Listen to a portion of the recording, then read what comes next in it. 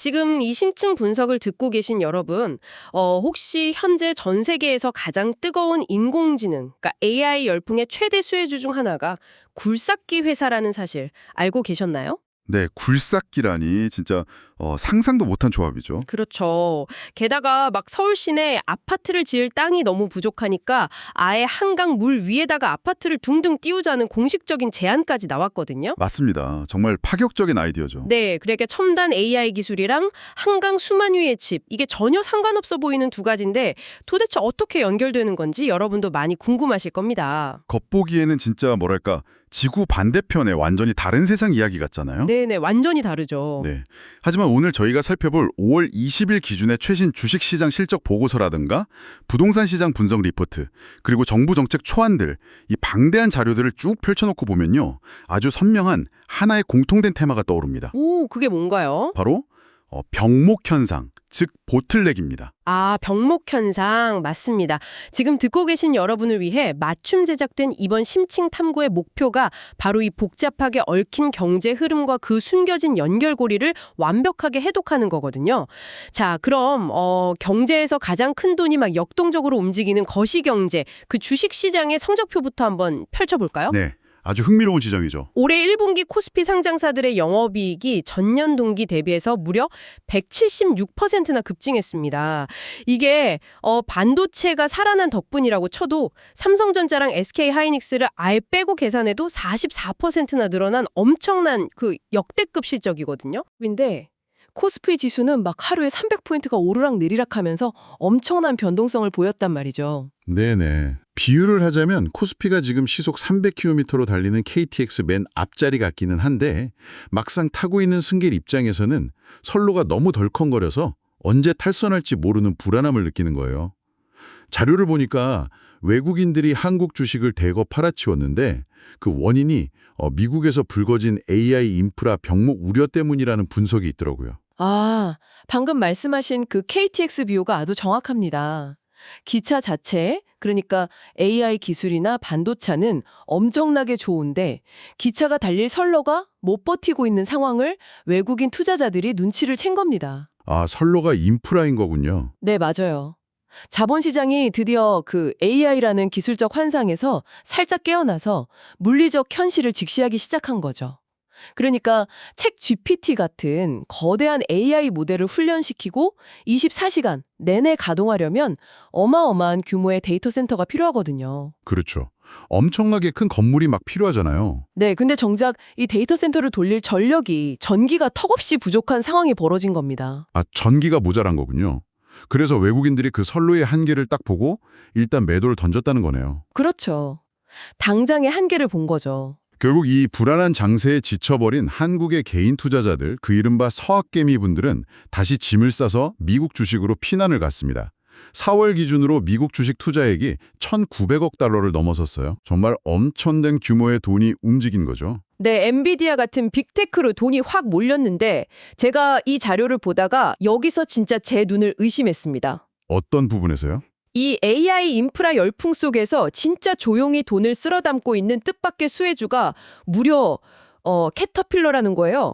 잠깐만요. 캐터필러면 그 공사장에 있는 노란색 대형 굴삭기? 막 흙 파는 중장비 만드는 그 회사 맞죠? 네, 여러분이 아시는 그 노란색 중장비 회사 맞습니다. 아니, 소프트웨어의 끝판왕인 AI랑 흙 파는 굴삭기가 대체 무슨 상관입니까? 뭐 과거 서부 개척 시대에 그 금 캐는 사람들한테 청바지 팔아서 돈 번 리바이스? 약간 그런 건가요? 정확합니다.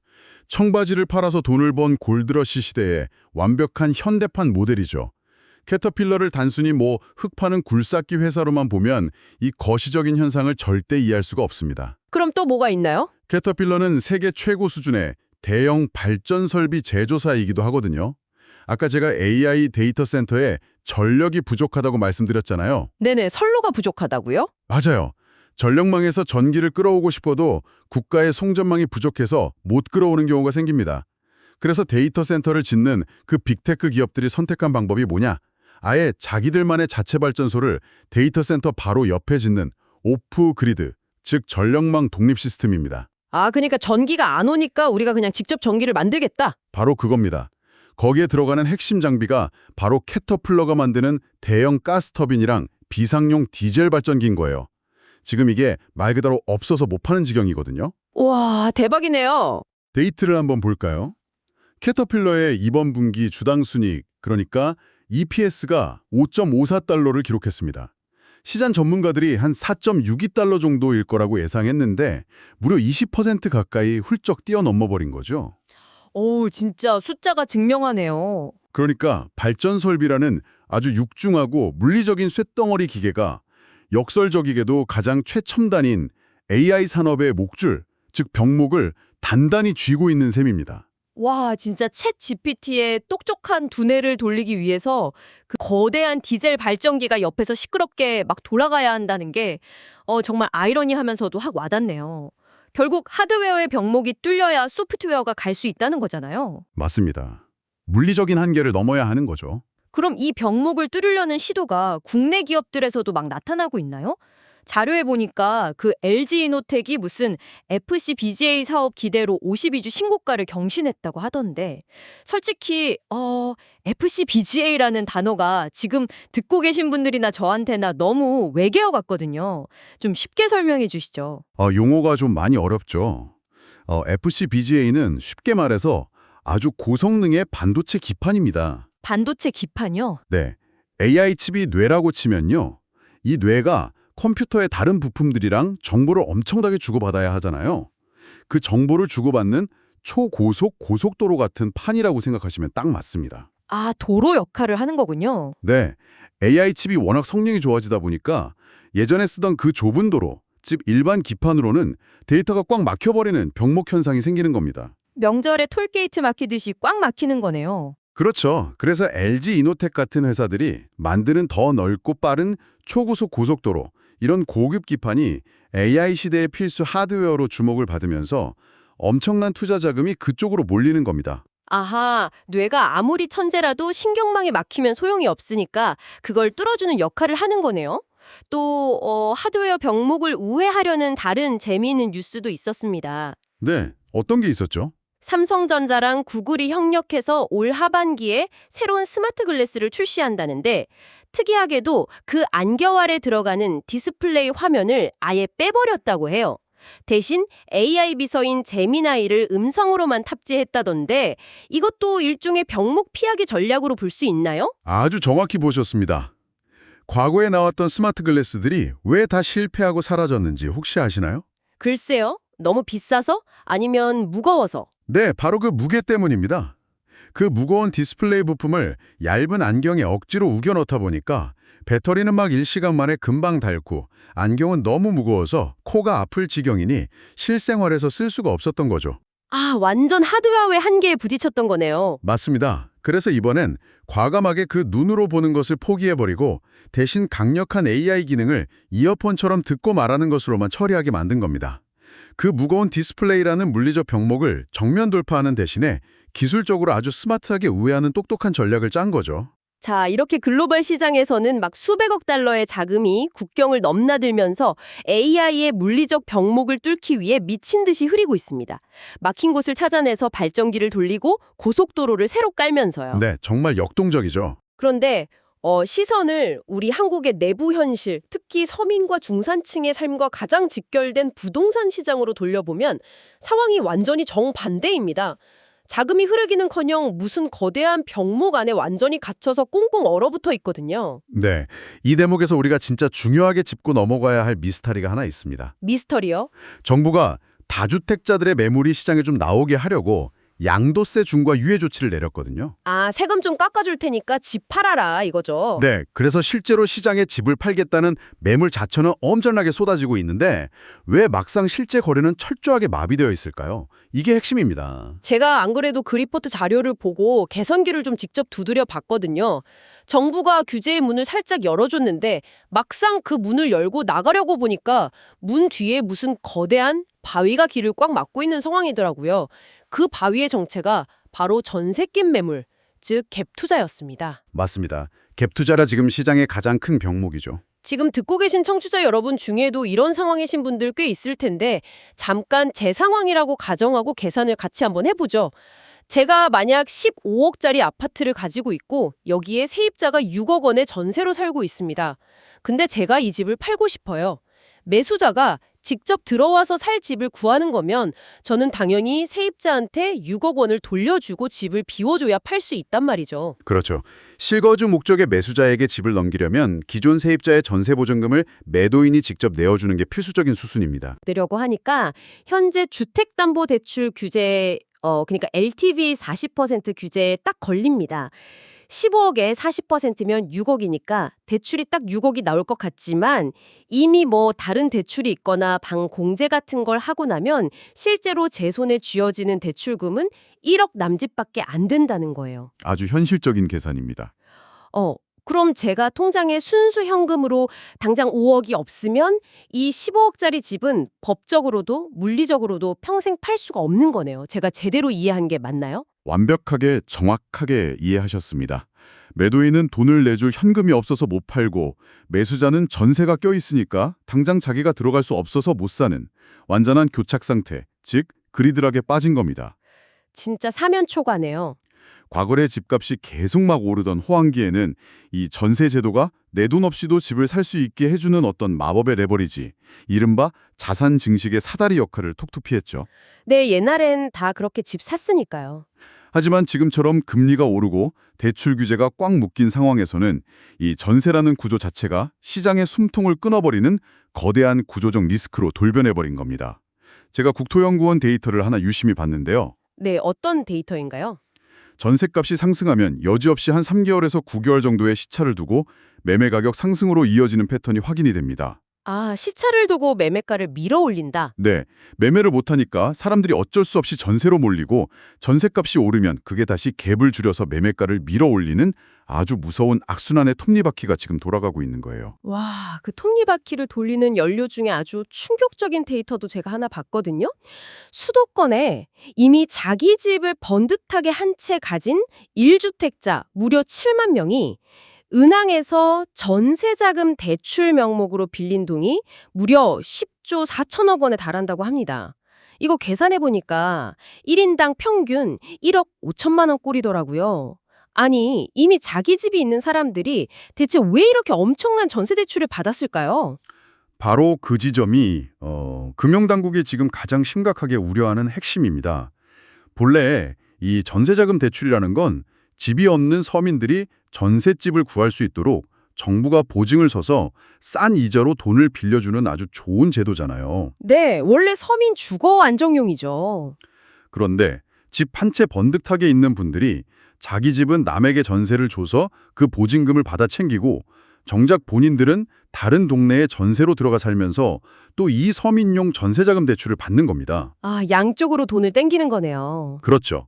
결국 이 대출금이 또 다른 부동산을 사들이는 갭 투자의 실탄, 즉 투기적 레버리지로 악용되었을 가능성이 매우 농후한 상태인 거죠. 와, 그러니까 국가가 서민 주거 안정을 위해 만들어준 대출 시스템이 결과적으로는 부동산 시장의 거품을 키우는 거대한 부채 폭탄으로 변질되었다는 거군요.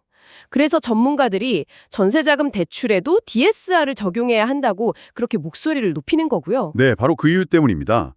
근데 여기서 청취자 여러분도 좀 헷갈리실 텐데 DSR을 적용한다는 게 이 시장에 정확히 어떤 물리적인 변화를 가져오는 건가요? DSR은 총 부채 원리금 상환 비율이라는 건데요. 아주 쉽게 말해서 네가 1년에 버는 소득의 일정 비율, 보통 한 40% 정도 되는데 그 이상으로는 대출빚 갚는 데 돈을 쓰지 마라 하고 국가가 캡을 씌우는 겁니다.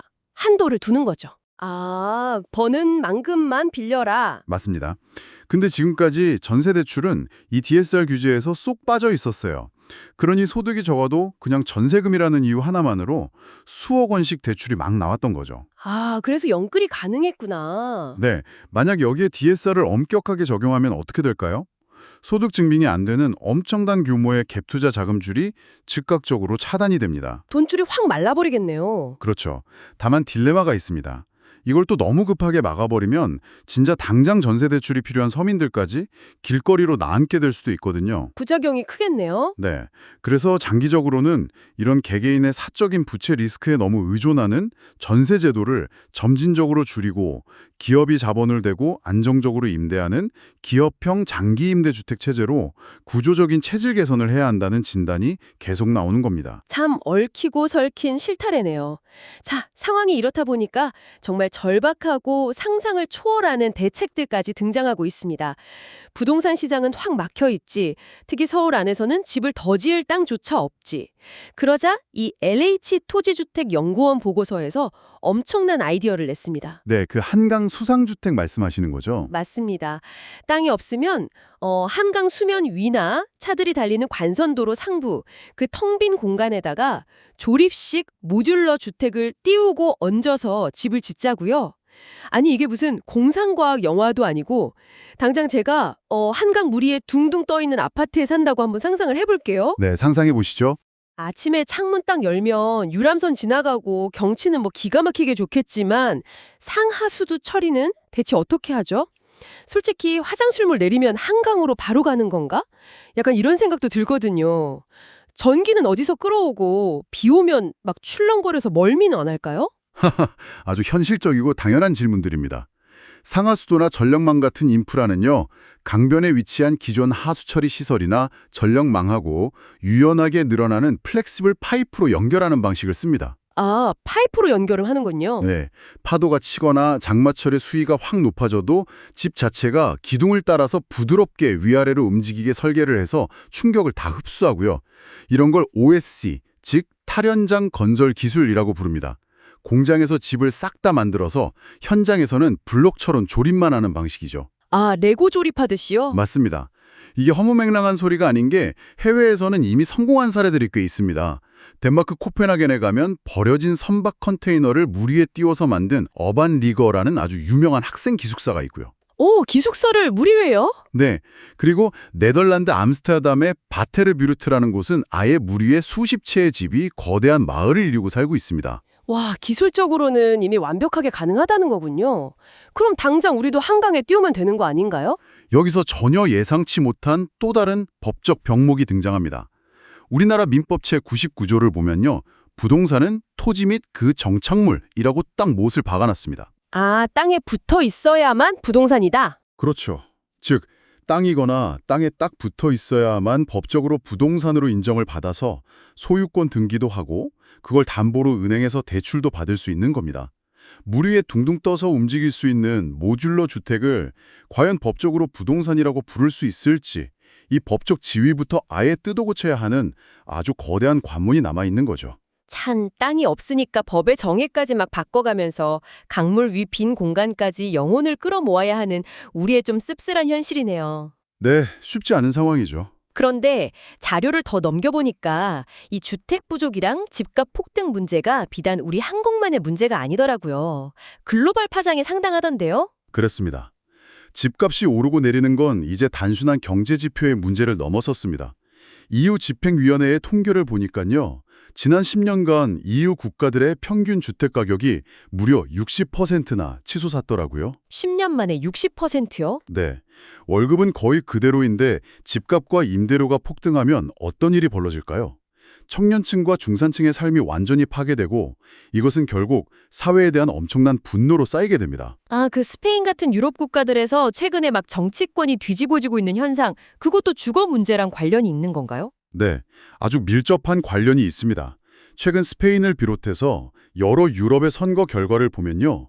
기존 기성 정치권의 주택정책 실패에 극도로 분노한 유권자들이 극구 성향 정당들에게 몰표를 던지면서 정치 지형 자체가 극단적으로 흔들리고 있습니다. 정권 심판을 집값으로 하는 거네요. 네, 청취자 여러분, 저희가 지금 좌파나 우파, 어느 특정 이념을 지지하거나 비판하려는 게 절대 아닙니다. 그냥 원자료가 보여주는 팩트 그 자체에 주목을 하셔야 해요. 맞습니다. 저희는 철저히 자료에 나온 객관적인 사실만 전달해 드리는 겁니다. 네, 결국 집이라는 가장 기본적인 재화의 공급 부족이 경제 문제를 넘어서 사회적 분노를 폭발시키고 한 나라의 정치적 방향성까지 바꿔버리는 강력한 트리거가 되고 있다는 사실입니다. 한강 무리에 아파트를 짓자는 아이디어를 우리가 그저 헛소리라고 웃어넘길 수 없는 이유가 바로 이런 주거 문제가 가진 무서운 폭발성 때문입니다. 와, 주거 불안이 정치 지역마저 바꾼다. 정말 무거운 팩트네요. 진짜 집을 지을 땅 한 평이 아쉬운 시대입니다. 그런데 우리가 이렇게 내부적인 공간 부족이랑 꽉 막힌 규제를 풀려고 막 끙끙대는 동안에 글로벌 경제 환경은 우리에게 쉴 틈을 아예 안 주고 멱살을 자꾸 흔들고 있습니다. 이제 시야를 좀 넓혀서 에너지, 수출, 무역 부문으로 한번 넘어가 보죠. 네, 국토의 한계를 어떻게든 극복해 보려는 아주 절박한 시도는 아까 말한 주거 공간뿐만 아니라 국가의 생존이 걸린 에너지 부문에서도 똑같이 벌어지고 있습니다. 맞아요. 정부가 2030년까지 재생에너지 발전 단가를 원자력 발전소 수준, 그러니까 킬로와트 시당 80원 수준으로 절반 가까이 확 낮추겠다는 계획을 내놨잖아요. 네, 아주 야심찬 계획이죠. 근데 그 발전소를 지을 부지가 진짜 기가 막힙니다. 휴전선 접경 지역, 그 비무장지대 인근 같은 군사 유효 부지에다가 원전 1개 규모랑 맞먹는 1기가와트급 초대형 태양광 단지를 10곳이나 깔겠다는 거예요. 아니 굳이 왜 그 위험한 휴전선 근처입니까? 그냥 원전을 하나 더 짓는 게 훨씬 빠르고 싸지 않나요? 그게 그렇게 간단한 문제가 아닙니다. 휴전선 근처에 굳이 태양광을 까는 건요. 앞서 말씀드린 AI 데이터 센터 발전기나 한강 수상주택처럼 지금 극한의 병목을 뚫기 위한 어쩔 수 없는 생존 전략입니다. 생존 전략이요? 원전은 안 되나요? 왜 꼭 재생에너지여야만 하느냐. 지금 글로벌 무역 시장의 룰이 완전히 바뀌었거든요. 아, 무역룰이요? 네, 애플이나 구글 같은 글로벌 빅테크 기업들이 한국 부품사들한테 RE100, 즉 100% 재생에너지로 만든 제품만 우리한테 납품해라. 이렇게 강제를 하고 있습니다. 원자력 발전은 판소는 안 나오지만 국제 RE100 기준에서는 재생에너지로 인정을 아예 못 받아요. 와, 국토는 좁고 태양광 패널을 쫙 깔 평지는 부족하고 글로벌 무역 장벽은 점점 높아지니까 결국 사람 발길이 닿지 않는 저 위험한 휴전선 근처에 텅 빈 공간까지 끌어다 써야 하는 진짜 눈물겨운 벼랑 끝 전술인 거네요. 정확합니다. 수출로 먹고 사는 나라의 절박함이죠. 수출하니까 그 무역 관련해서 또 하나 질문 드릴 게 있습니다. 방금 들어온 뉴스인데 미국 상무부가 우리나라 포스코가 수출하는 후판, 그 두꺼운 철판 제품에 3.7%의 상계 관세를 확정했다고요. 잠깐, 상계 관세가 정확히 뭡니까? 미국이 멀쩡한 우리 철강에 왜 세금을 더 때린다는 건가요? 상계관세라는 건요, 쉽게 말해서 수출국 정부가 기업에 부당한 보조금을 줘서 너무 싸게 물건을 팔았다고 보고 수입국이 그 보조금만큼 징벌적으로 세금을 매겨서 가격 경쟁력을 깎아내리는 조치입니다. 아, 보조금을 문주 삼은 거군요. 네, 여기서 미국이 트집을 잡은 게 바로 한국의 값싼 산업용 전기요금입니다.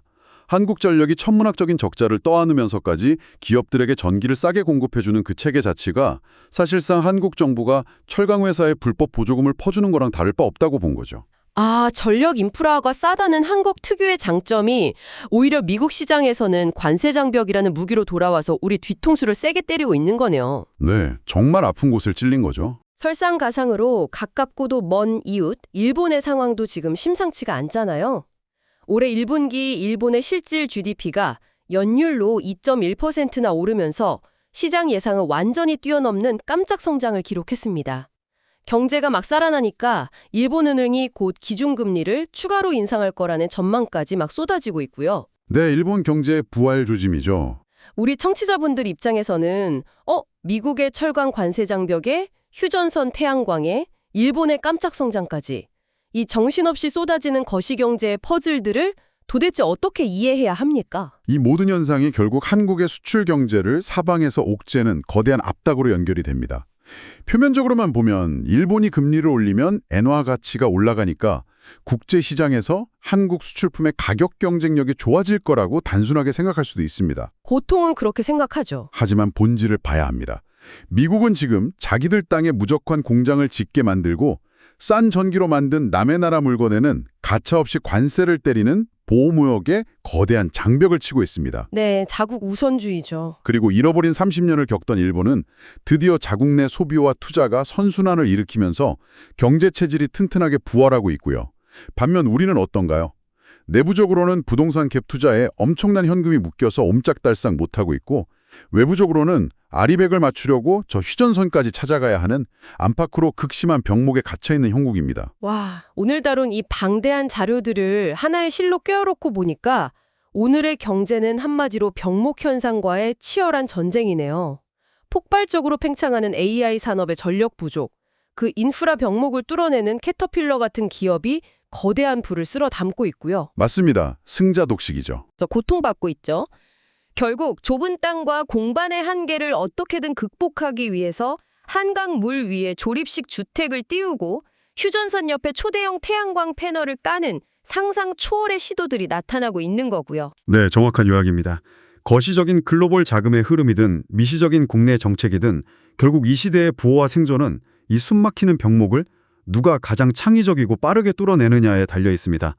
병목을 해결하는 자가 곧 새로운 시장을 지배하게 될 것입니다. 자, 오늘 저희가 준비한 심층 분석은 여기까지입니다. 긴 시간 함께해 주신 여러분께 마지막으로 아주 도발적인 질문을 하나 던져보면서 마무리할까 합니다. 네, 어떤 질문인가요? 만약에 우리가 땅에 부족해서 한강 물 위에 둥둥 뜬 집에서 살고 국가 생존을 위해서 아무도 못 가는 비무장지대 인근에 태양광 발전소를 짓는 시대가 온다면 과연 땅에 단단히 묶여서 움직이지 않는다는 뜻을 가진 부동산이라는 단어 자체가 앞으로도 지금과 같은 절대적인 의미를 가질 수 있을까요?